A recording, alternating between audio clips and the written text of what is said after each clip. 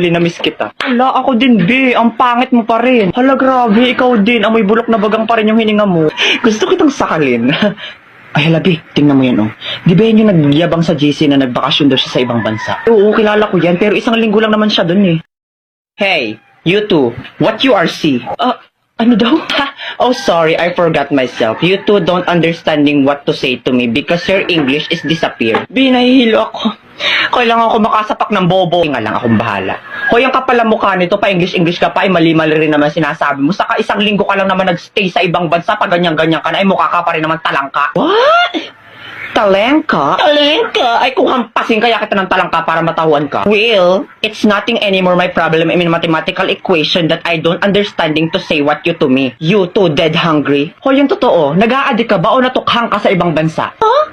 Why is me going to be addict? Don't you know that I'm smarter than the teacher of international in the Philippines? Like, duh, my average is 99.99% of germs. Matalino ka?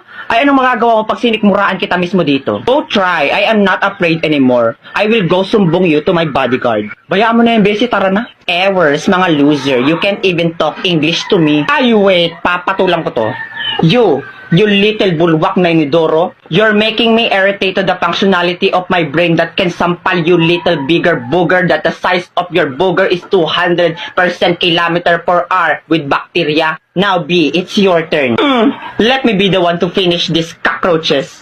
Yeah, period. Galing mo talaga.